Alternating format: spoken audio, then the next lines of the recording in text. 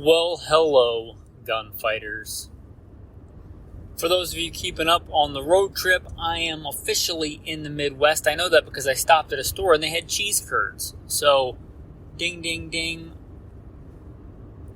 in the Midwest. Anyway, for those of you that don't care, welcome to Gunfighter Life, the podcast where we talk about guns, gunfighting, tactics, the right way with almighty God at the center, Judeo-Christian values, and real-world first-hand experience. I am blessed to serve you as host. First and foremost, I am a Christian. I've been blessed to be a professional gunfighter most of my adult life. Served in law enforcement, both regular assignments and more specialized assignments. Served in two branches of the armed forces. I was a Marine Corps combat veteran, am a Marine Corps combat veteran. Was an urban warfare instructor for the Marine Corps under Mojave Viper. Also been a private contractor for a three-letter government agency I won't specify. Also got a bunch of three-letter government agency certifications for firearm instruction. State rifle and pistol champion a few times over in a few different times and places. Been hunting since I was a young boy, hunted all over this country. Been a professional big game hunter and guide. And all that is by the grace of God. Everything that I accomplish, it's not because I'm somehow achieving that on my own. It's purely the grace of God. I don't think that I made it back when a lot of other good men did not because I'm any better or anything of my own, but because God chose to have mercy on me and had a plan for me. And bless me with those experiences, and blessings are meant to be shared. So I'm going to try and use the talents, skills, and abilities He's given me to pass that on to you. Blessed be the Lord my rock, who trains my hands for war and my fingers for battle. With that, today on the road trip, I pulled over and I had to get some actual work done. The recording is not necessarily the pain in the butt part. A lot of that is scheduling and editing, and I stopped to do that today, and I was going through some stuff, and I saw that the Baby Guns episode did pretty good. The baby gun episode had big numbers. So I thought, well, why don't I do a big handgun episode? Only stands to reason, right? We did a baby handgun episode. How about a big handgun episode? So that's what we're going to talk about today. Big old handguns. And for this, I should have some kind of metric. For the baby guns, I said it had to be smaller than a 365 in some way. Lighter in mass, smaller than, some kind of way, smaller, less mass than a 365. For this, I reckon we should make it the Glock 17, the full-size Glock, because Glock is kind of the de facto standard, like it or not. The Glock 17 is their quote-unquote full-size handgun. So I guess we'll make the metric in some kind of way bigger than a Glock 17. Bigger in mass, longer, heavier, something like that. So I guess that will be our jumping off point. And also, it's going to have to be a practical handgun for something, right? A practical handgun. We're not talking about a Desert Eagle. Yeah, is Desert Eagle a well-made handgun? For sure. But it's not practical. Let me see somebody running a steel challenge with the Desert Eagle, and it's one of the lowest round count competitions there is. Let me see somebody shoot the FBI qual, right, which is a pretty vanilla qual, with the Desert Eagle. You know what I'm saying? It has to be practical. Let's not get crazy here. Not like the Joker. I don't have TV, but when I was a kid, I remember we had a VHS tape, one of the few that we had that was like an actual bought tape, not like a recorded off the TV tape because we were poor. We had the original, not the original, but the Batman movie with, I guess it would have been the 80s or 90s Batman movie. And he pulls this giant revolver out of his pants. It's like the size of his leg, the barrel. That's not what we're talking about. We're talking about practical handguns that are bigger than a Glock 17. With that, I guess it only makes sense to start with the Glocks.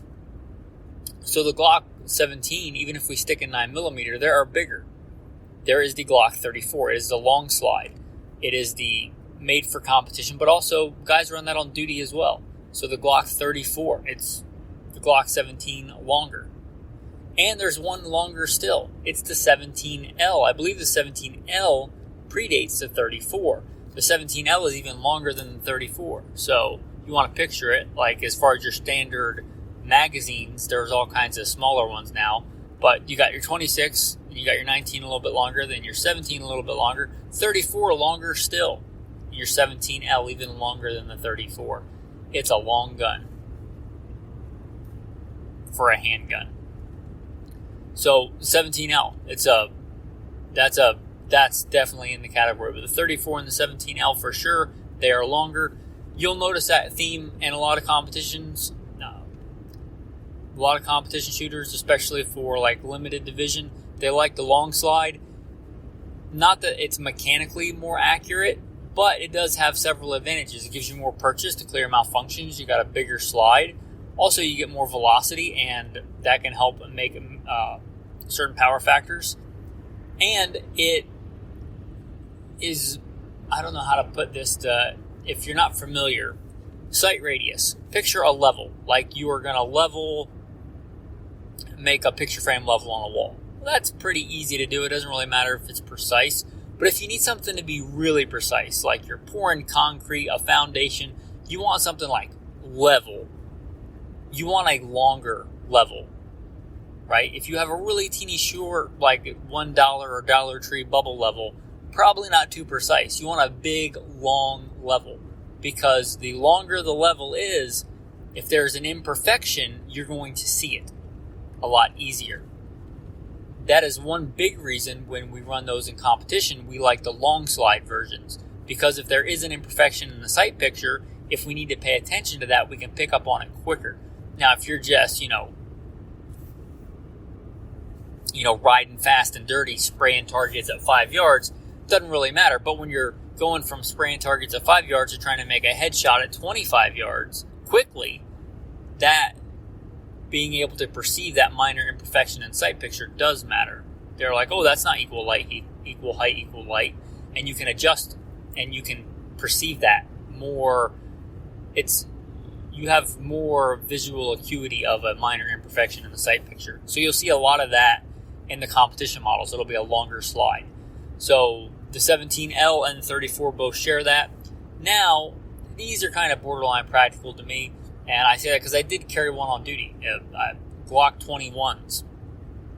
And I say that because when I was a cop, especially like LAPD, I was a decent shooter even as far as LAPD, which is one of the longest, it was, I think, the longest police academy in the country when I did it. It might not be anymore, but it was a long academy. It was, and LAPD is kind of prestigious among police departments.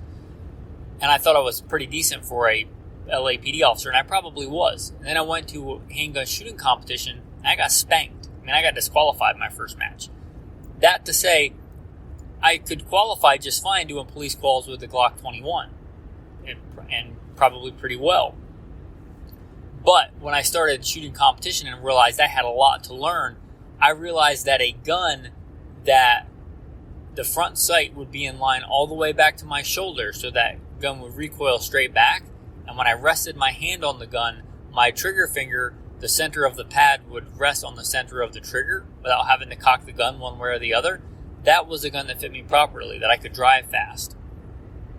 And the Glock 21's too big for that for me. If you have really big hands, you just got meat hooks, then that might work for you, but you'd have to have some pretty big hands.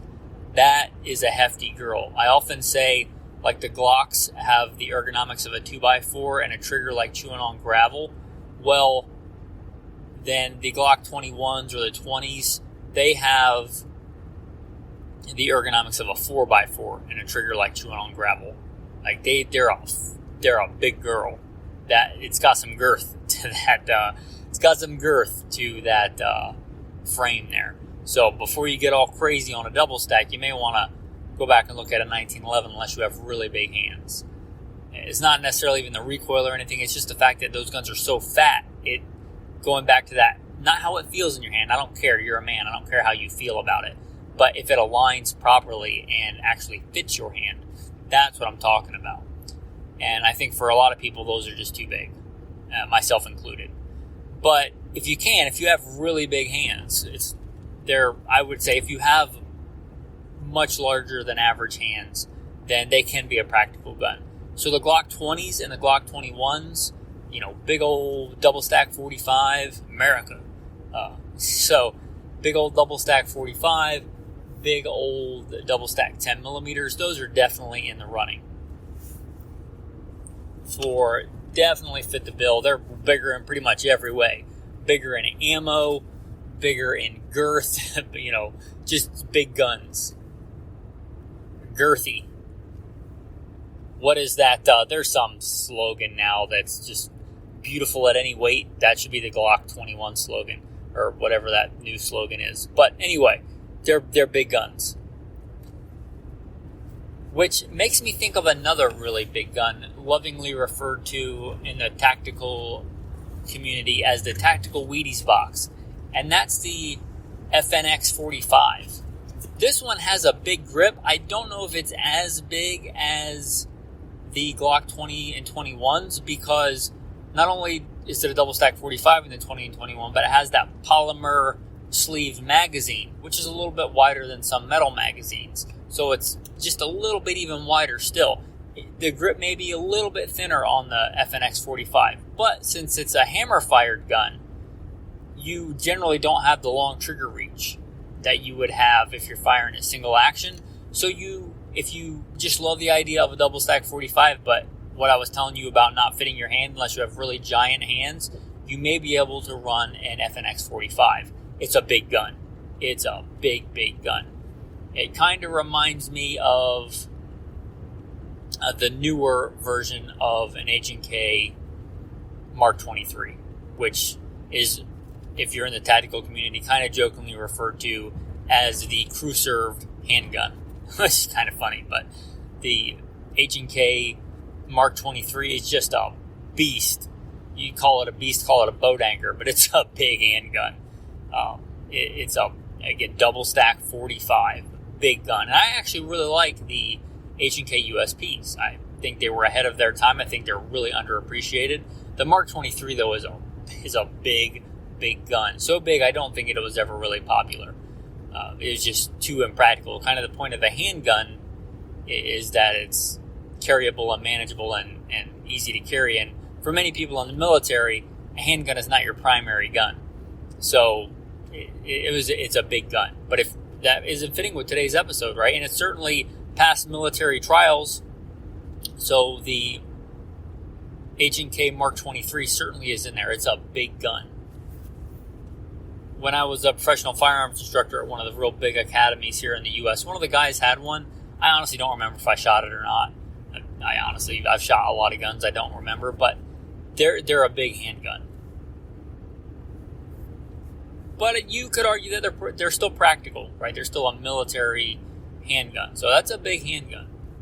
Also, talking about military handguns, the classic big American handgun, the 1911. It is bigger in mass than a Glock, meaning it's far heavier than a Glock 17. Glock 17, just off the top of my head, probably weighs around the mid-20-ish ounces. Just if I'm just thinking of the weight in my head, I'm driving, so I don't have the specs pulled up, but it probably weighs in the 20-ish ounces. I believe a 1911 single stack old school GI 45 weighs about 41 ounces. It's a big gun, but it's a single stack 45 grip. So in general, I think most people with average size hands or even smaller than average size hands can shoot a 1911 well, which is one of the reasons I think it's done well for so long. The ergonomics of a 1911 are just delicious, especially compared to the pregnant with quadruplets Glock 21. So the 1911, but it's definitely bigger. And I'm not going to go into all the derivatives, right? But if the 1911 is bigger, any full-size 1911 is going to fit into the big handgun category. They're big, they're heavy, they're American, right? You get it in any flavor you want. You get it in 45, get it in 10 millimeter, get it in 460 Roland if you want to go big or go home. 460 Roland's a cool caliber in and of its own right, but Just a big, full-size 1911. It's definitely a big handgun, and they're heavy, hefty. We started with the Glock, but if we look at the M&P, one that I carried on duty and I probably have won more competitions with this gun than any other gun, and I've been blessed to win a lot of shooting competitions with the talents that God has blessed me to have. But I think I've won more with the Smith & Wesson M&P Pro Series than any other. I still have mine, and it was one of the. It was so early in the M&P line. I don't think they've made one like it in years and years. But it has a just regular black polymer frame, but it has this stainless steel silver slide, and it's the long slide, the Pro model. It's just a long slide. It's quite a bit longer than a full size M&P. So if your full size M&P is about the size of a Glock 17. This one is about the size of a Glock 17L or a Glock 34. It's the longer slide version. Still a full-size frame, but with a longer barrel, longer slide, with all the benefits we aforementioned. And I think a much better ergonomics. Again, I've won, I don't know how many shooting competitions with that gun. It is a phenomenal gun. So if you want a bigger M&P, the M&P Pro long slide. Now, they do make Pro models that are not long slides, but they make several that are the long slide version, so you might look at those. Likewise, on the Striker Fire train here, the H&K, and this is one of my favorite handguns. They make the H&K, as far as semi-autos, they make the H&K USP Expert. Oh, how I wish they would come out with one of those with an optics cut. But they're kind of forgotten. People don't even realize they exist, I don't think. But talk about one of the most accurate polymer handguns probably ever. The H&K USP Expert is exquisite. It is about as close to heirloom quality as a plastic framed gun can get. It is just exquisite. I actually got one of those early on my competition shooting days. I later switched to the M&P, but not because the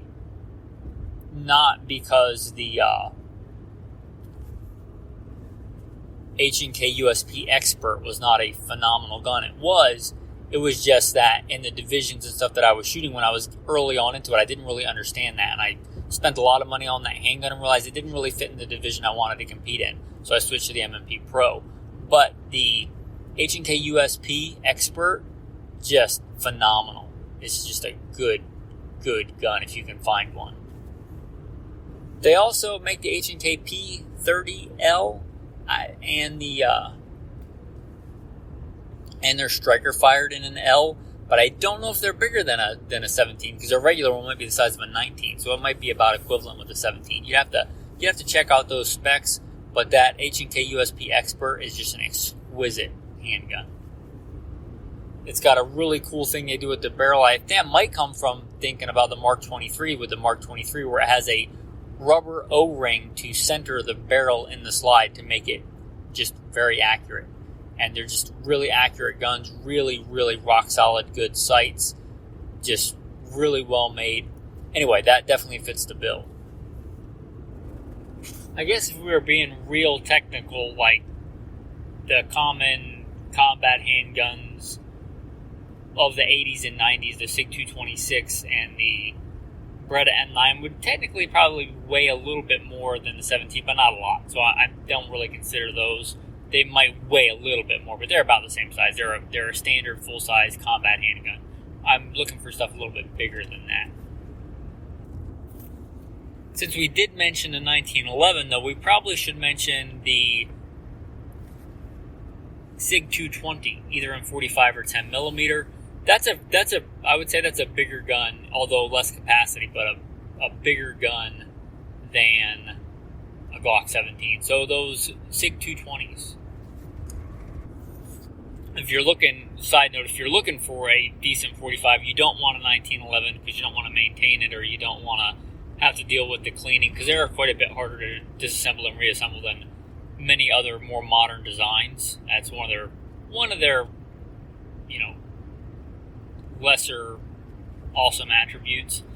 If you're looking for that, but you don't want the Glock, you want something, you have like medium-sized hands or smaller, and you don't want the 1911, you may look at a SIG 220 in either 10mm or 45. They're single stack, so they don't have that giant fat grip. There's likely many other semi-autos that I am leaving out that are bigger, but those are the common or more common ones that come to mind, are really good ones at least. And again, practical. Desert Eagle is certainly bigger, but I don't consider it practical. So let's switch over to big revolvers. And again, I'm going to call this practical big revolvers, because you can get really big. I think the Smith & Wesson, I like Smith & Wesson. I like Smith & Wesson revolvers. The first handgun I ever bought with my own money is Smith & Wesson revolver. I still have it. So just know that when I say this. The Smith & Wesson X-frames, I don't think are practical for really anything. The Smith & Wesson X-frames, the giant frames, they are a handgun in name only. They are, I think, way too big to be wielded practically. Are they powerful? Powerful, for sure. 460 Smith & Wesson, 500 Smith & Wesson, they are stump pullers. They're just freight trains of handgun rounds. But I think too big to be practical. The frames are too big to be practical. What can I do with that I can't do with a much more manageable frame size? Let's say a 454 Casull Ruger Super Red Hawk. 454 Casull will kill anything on the planet. And it's, again, Super Red Hawk is a big revolver, but not too big that I think most people couldn't handle it. Most grown men couldn't handle it. So that's where I'm going to draw the line there. Like, anything bigger than that is kind of comically big, and you have it because you want it, not because you need something that big. 454 Casull is a good round, and you can get it in what I would call manageable, big. We're talking big handguns. Ruger Super Red Hawk is not a small handgun. It's a beast.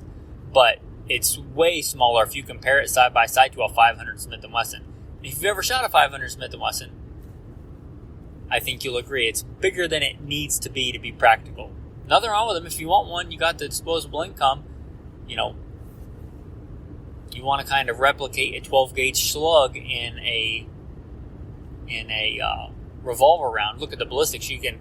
It's actually pretty close with weight and velocity and stuff like that. But if that's your thing, then okay. But I think you're going beyond the power that is necessary for pretty much anything on the planet here on this earth, within the firmament. Right? You don't need anything that big, and they're just giant. So on the big ones, we already mentioned the Super Red Hawk. So why don't we start there? And I would say bigger than a normal, because a lot of revolvers are going to weigh more than a Glock 17 because they're all metal. But if we consider, let's say, average, middle of the road, you're talking about, like, let's say Colt Python. And you could go bigger barrel length, but I'm not going to count that. Like, you could say that a 6-inch Python is a big gun because the 4-inch Python is normal. I'm talking about bigger frame than that, bigger in almost every way than a Colt Python, a Smith & Wesson K-frame. That's what we're talking about. So the Ruger Red Hawk and the Super Red Hawk. The Red Hawk's a little bit smaller. The Super Red Hawk is a little bit bigger, but they're both big. They're both big framed revolvers. And that made me think of the Magnum Research BFR, big framed revolver. And some of those I think are way too big to be practical, but they come in all kinds of calibers. Some of the calibers I think are practical. Some of them, maybe not so much. So, a revolver in 45-70, again, you're getting that because you want it. There's really nothing practical about that, I don't think, in my opinion. But they do make some, what I would call, more practical models. So that one's definitely on there. If you want to go single action, the Ruger Blackhawk, I'm not saying you should carry one of those for a carry gun, but practical can mean all kinds of things. I love hunting as well. Blackhawk and 44 Magnum is a great hunting revolver. And I don't think it's too big. I think it's a big revolver, but we're not talking concealed carry here. We're talking probably open carry in the woods. And for that, it's a manageable size. You're probably not having to carry it strapped across your chest like a baby, like you would for a Smith & Wesson X-frame. Ruger Blackhawk, so definitely on there. We got to throw in the Dirty Harry handgun, right? Although I don't think that's a practical gun for a cop. despite what Dirty Harry would have you believe, I don't know that any cop ever had that as his concealed carry gun if he was like a detective. Maybe I'm wrong. Maybe somebody out there, maybe there was a detective out there that did carry a Smith & Wesson Model 29. But either way, it's a good handgun. It's certainly bigger than the average police revolver, and it certainly fits the bill. Practical for police work? No. That's Hollywood. Practical for hunting? Yeah, sure. A Smith & Wesson 29 is elegant for a 44 mag. It's probably about as light as you can make a sustainably shootable 44 Magnum. It's, I think, quite a bit sleeker and svelter than a Ruger Super Red Hawk or even a Red Hawk. So they're great guns. Smith & Wesson Model 29. I believe that might be the first handgun ever chambered in 44 Magnum. I'm not a historian, but I think that might be correct. So for sure the Smith & Wesson Model 29, I think, should be on there. Likely, no doubt, that Taurus has copied many of the Smith & Wesson designs. So also any of the raging whatever Taurus has. I guess they're as practical as they can be if they work. But Taurus, they make a lot of the copies of the Smith & Wesson. So anything I said about like a Smith & Wesson 29 or a Super Red Hawk, if Taurus makes a raging something in a similar design, I guess you could transpose it. I'm probably a little too hard on Taurus because they've never had the best quality control, but I think it's gotten better over the years, and maybe it's to the point where I could trust one. I don't know. I'm not really in the market for a big frame Taurus revolver, but they do exist, so I'll throw them on the list. But any of those, you get the idea. Big frame revolver, bigger than a normal what police carried in this country for decades, but smaller than an X frame. And I might be leaving some off there too, but definitely big handguns. Also, I don't normally go real historic in the handguns, but it struck me as I was about to close this out that probably in this episode we should mention the LeMat revolver. How can you not mention a revolver with a shotgun underneath it? You could argue whether that was practical or not, but it was a weapon of war, so I guess it was semi-practical. So the LeMat revolver, if you want to look that up, pretty cool. And also the Walker Colt. The Walker Colt is kind of like the Mark 23 of its day, right? The crew-served handgun. I think it's the Jolly Colt Giant, I guess, if you will, of the Wild West days, Texas Ranger days. But the Walker Colt is a giant handgun. Practical for the time, I guess, especially when you were talking like a single shot, oftentimes musket or repeating firepower giant revolver. Yeah, I mean I think Walker wanted Colt to make it like that for a reason, for the amount of firepower that it provided, especially for cavalry and Texas Ranger type stuff. So I guess I should, even though I don't often go back that far in history. The LeMat, however you want to pronounce it, and the Walker Colt. Those are big, but still practical handguns. Anyway, at least for the time. Anyway, with that I think we'll start to wrap up the episode. If you like this episode, we talk about deeper stuff on here quite a bit. This is more of just a fun gun episode, big handguns. Maybe you're in the market for a big handgun for whatever reason. I love handgun hunting. It's one of the things I really, really like. I do it for the challenge, obviously, but handgun hunting is a lot of fun. So maybe this is a practical episode for you, but mostly a fun episode. If you've been saving up for that Desert Eagle for the apocalypse because you saw it on whatever, I'm sorry to pew in your Cheerios, but that's not a practical gun. I'll repent and reconsider and get something more practical. But anyway, with that, your tactical tip of the day. We talked a little bit about revolvers, and we don't talk about them a lot on the show, but I sometimes, when I carry really small, really minimalist, I often carry a full-size fighting handgun. I am right now. But when I am carrying something smaller, like wearing like exercise shorts without a belt or something, I'm carrying something smaller, I'll often carry a revolver. There are many ways to carry reloads for a revolver. You could just carry loose rounds in your pocket. Better than no loose rounds in your pocket, but not recommended. There are speed loaders, which are probably your fastest option. There are moon clips probably your fastest option, but many revolvers don't take those. It's kind of a specialty thing. There's also the speed loaders. Those are definitely quick. Those definitely are pretty cool, but they're kind of bulbous in your pockets. The best way I found for carrying and for a revolver, and it would work for hunting too, although you probably wouldn't need it for hunting, is speed strips. There are several. I'm not sponsored by anybody, but Bianchi makes some pretty good speed strips. They're basically just a rubber contraption that's flat and long, and it holds the rounds in there. And you can orient them in your pocket correctly so you can grab them quickly. And that's probably not a tactical tip, but the tactical tip, and I forget where I picked this up, maybe Grant Cunningham, I have his book on, is something like fighting with or carrying a snub-nosed revolver. But maybe I picked it up from him, maybe he picked it up from somebody else. I'd like to give credit where it's due, but I'm not exactly sure. But you carry the speed strip with like 2 rounds and then a gap and then 2 rounds. And you do that so you can grab it quickly, shove 2 rounds in, break it off, and either shut the cylinder and start shooting, or load the 4 rounds. Even if it's a 5 or 6 shot gun, you can generally do that a lot faster because you can throw the rounds in pretty much anywhere. It's much slower to reload every single round than the cylinder. And if you have an empty gun and you need to shoot, if you have an empty gun and you're in a gunfight, you probably need to shoot right now, right? That's probably what you're doing. So being able to get rounds in there quickly, so having that oriented the correct way in your pocket, grabbing it where the gap is with your finger in the gap, snapping off 2 rounds and then closing it, or snapping off 2 and then another 2 and closing it. It can be quite a bit faster than trying to load every single round in every single bored through cylinder. So that's your tactical tip of the day, your tactical verse of the day. It is God who arms me with strength and makes my way perfect. You make my feet like the feet of a deer and set me on high places. You teach my hands to make war so that my arms can bend a bow of bronze. Thanks for listening. Have a blessed day.